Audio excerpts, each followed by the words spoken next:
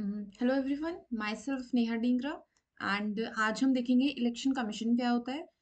I have pick this theme from the newspaper itself, the Indian Express, where this news is given on the front page.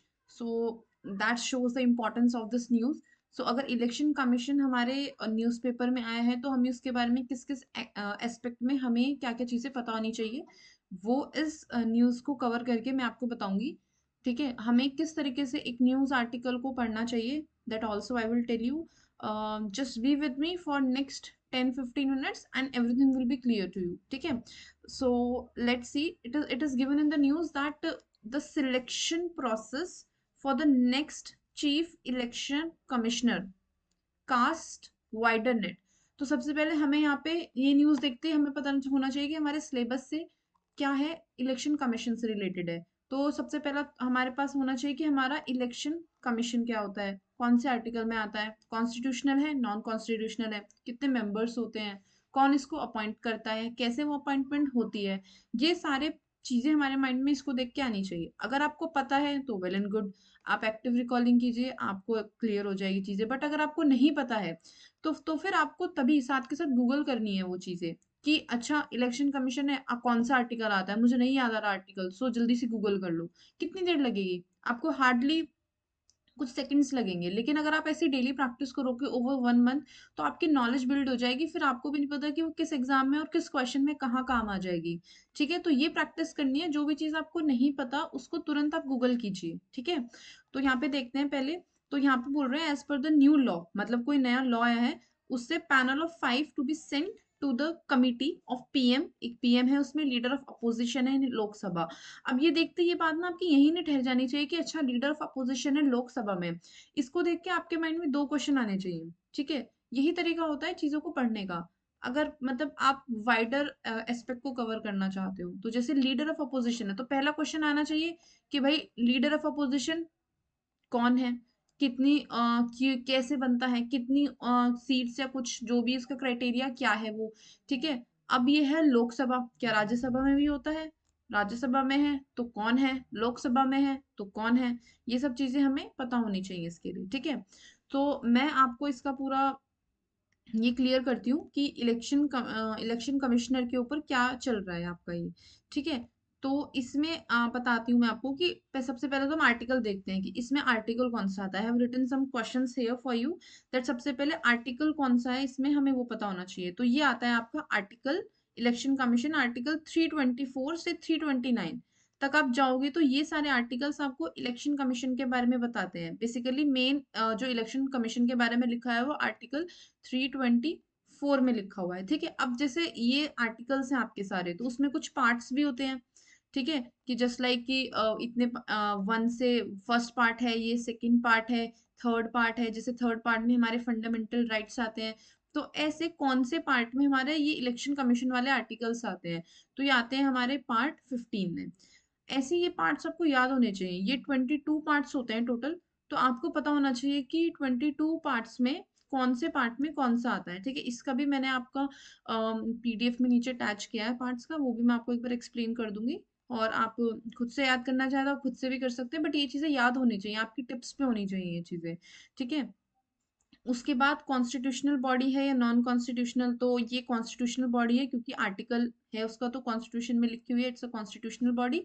ठीक है, previously how election commissioner मतलब जो chief election commissioner है वो कैसे appoint होते हैं.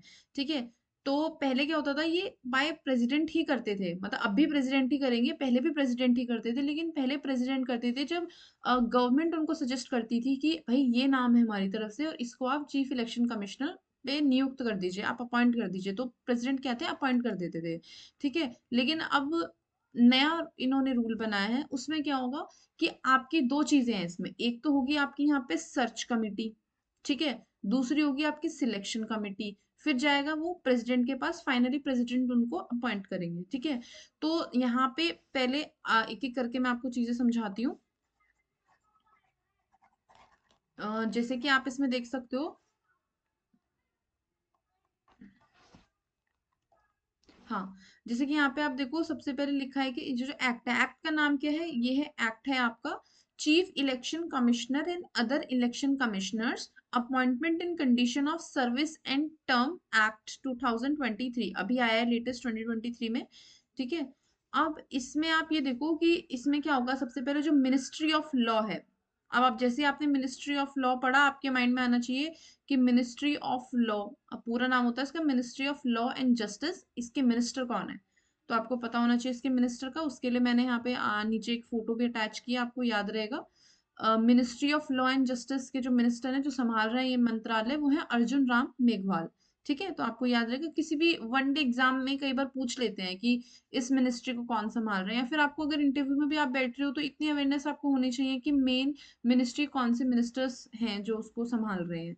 ठीक है, तो सबसे पहले आई हमारी ministry of law. Okay, ministry of law वो बनाएगी एक सर्च कमेटी। उस सर्च कमेटी में कौन होगा, उसमें लॉ मिनिस्टर, ठीक है, और उनके साथ कुछ और दो मेंबर्स होंगे। वो मिलके एक 5 नाम भेजेंगे सिलेक्शन कमिटी को। ठीक है, तो हमने देखा मिनिस्ट्री ऑफ लॉ पहले एक सर्च कमेटी बनाएगी। ठीक है, ये सर्च कमेटी बना दी। उस कमेटी में कुछ मेंबर्स हैं, एक तो लॉ मिनिस्टर है, उनके साथ कुछ मेंबर हैं, वो मिलके 5 नाम ढूंढेंगे। वो 5 नाम वो भेजेंगे हमारी सिलेक्शन कमेटी को। अब सिलेक्शन कमेटी में कौन कौन है, उसमें प्राइम मिनिस्टर है। ठीक है, वो एक कैबिनेट मिनिस्टर होगा, उसमें कैबिनेट मिनिस्टर में जो भी प्राइम मिनिस्टर सजेस्ट करेंगे वो वाला कैबिनेट मिनिस्टर होगा। और लीडर ऑफ अपोजिशन लोकसभा में होंगे। तो इसी के साथ आप मुझे बताओ कि लीडर ऑफ अपोजिशन अभी लोकसभा में कौन है। तो अगर आपको नहीं पता तो मैं बता देती हूँ, अभी राहुल गांधी जी हैं हमारे यहाँ पर लोकसभा में अपोजिशन में। तो अब नेक्स्ट क्वेश्चन है कि राज्यसभा में लीडर ऑफ अपोजिशन कौन है, तो उसका भी मैंने आपके लिए यहाँ फोटो अटैच किया है। वो है मल्लिकार्जुन खड़गे, वो हमारे हैं leader of opposition in Rajya Sabha. ये उनकी फोटो अटैच की है, क्योंकि हमारी पिक्टोरियल मेमोरी जो होती है वो अच्छी होती है, मतलब मेरी तो है। कोई भी चीज देखते हैं तो वो ज्यादा देर तक याद रहती है, नाम सुन के याद नहीं रहता। तो इसलिए मैंने यहाँ फोटो अटैच की है कि आप कहीं देखो तो आपको याद आए कि हाँ, अरे मैम ने पढ़ाया था वहां पे भाई लीडर ऑफ अपोजिशन तो ये है। ठीक है, तो उनके पास गई लीडर ऑफ ये 3 जने होंगे उसमें, और ये 3 जने मिलके एक नाम सजेस्ट करके प्रेसिडेंट को सेंड करेंगे सिलेक्ट करके, और प्रेसिडेंट फिर उनको अपॉइंट करेंगे। ठीक है, तो ये यहाँ पर मेन है। तो मैंने आपको बता दिया ये इसके आप ये कौन से पार्ट में आते हैं। तो बेसिकली जब आपने ये वाला आर्टिकल पढ़ा तो आपके पास ये सब चीजें माइंड में क्लियर होनी चाहिए। इलेक्शन कमीशन कौन से article, that is article 324। Total election commission के बारे में किस किस के उसमें बताया गया है, तो आपको पता होना चाहिए आर्टिकल 324 से आर्टिकल 329 तक बताया गया है। ठीक है, उसके बाद आपको यहाँ बोले कि कॉन्स्टिट्यूशनल या नॉन कॉन्स्टिट्यूशनल, तो आप बोलोगे कि भाई नॉन कॉन्स्टिट्यू सॉरी कॉन्स्टिट्यूशनल बॉडी है ये। ठीक है, आपने कॉन्स्टिट्यूशनल बॉडी बता दी। फिर प्रीवियसली कैसे होते थे ये हमने बता दिया कि पहले प्रेसिडेंट करते थे अपॉइंट, कौन बताता था, गवर्नमेंट बता देती थी कि भाई इनको अपॉइंट कर दो, वो अपॉइंट कर देते थे। ये हमने कवर कर लिया। ठीक है, ये तीनों पॉइंट्स मैंने आपको एक्सप्लेन कर दिए। उसके बाद हाउ इट इज चेंज हमने देख लिया, यहाँ पे एक नया एक्ट आया उसकी वजह से। Ministry of law and justice ये कौन संभाल रहा है, ये श्री अर्जुन राम मेघवाल जी संभाल रहे हैं। ठीक है, अब उसके बाद इसमें एक पार्ट वाला कंसेप्ट आया था कि हमारे पार्ट्स कितने होते हैं। तो ये मैंने एक यहाँ पर ये निकाला है, ये बहुत ही अच्छे तरीके से यहाँ पे एक्सप्लेन किया गया है। देखो हमारी पिक्टोरियल मेमोरी ना बहुत अच्छी होती है, तो मुझे इसीलिए ये चार्ट बहुत अच्छा लगा। आप इसमें देखो कि यहाँ पे ये रेड से दिया गया है, ठीक है, फिर ब्लैक है, फिर ये दो ग्रीन है, फिर ब्लैक से। तो इसमें जैसे कि यहाँ पे ये आर्टिकल 4 था, सॉरी पार्ट 4 था, इस पार्ट 4 का 4A है जो कि बाद में ऐड हुआ, वो इसलिए 4 के साथ ए लगाया गया है। ठीक है, तो हमें पता है कि ये एक 4A अलग से हुआ क्योंकि ये ग्रीन में था, तो हमें तुरंत याद आ जाएगा अरे ग्रीन वाला था वो 4th A था, वो हुआ है। ठीक है, यहाँ पे ये 9th के बाद 9th A और 9th B। ठीक है, ये बाद में हुए ए और बी, या इसके साथ हुए आप ये कह सकते हो। तो इसलिए ये ए और बी वाले मतलब बाकी इतने किसी में सब पार्ट नहीं है ना, सिर्फ एक इसमें सब पार्ट है। तो आपको पिक्टोरियल मेमोरी से याद रहेगा कि एक तो 4th में सब पार्ट है, ठीक है, फिर एक 9th में 2 सब पार्ट है, उसके बाद फिर हमारा 14 में सब पार्ट है। तो देखो ये 4 और ये 14, ये तो 4 14 याद ही रहेगा, बीच में एक 9 याद कर लो कि इनमें हमारे सब पार्ट हैं। तो पहले आपको सब पार्ट याद हो जाएंगे कि भाई एक ये फंडामेंटल ड्यूटीज वाला हो गया, 2 ये हो गए, और एक यहाँ पे ट्रिब्यूनल वाला हो गया। ठीक है? उसके बाद आप अगर ये चाहते हो कि आप एक ही दिन बैठो और ये सारे के सारे आपको एक ही दिन में याद हो जाए, तो देखो वो तो कोई मतलब अगर ज़्यादा ही किसी किसी की स्मार्ट है बिल्कुल ब्रेन, तो वो ही कर सकता है एक दिन में याद।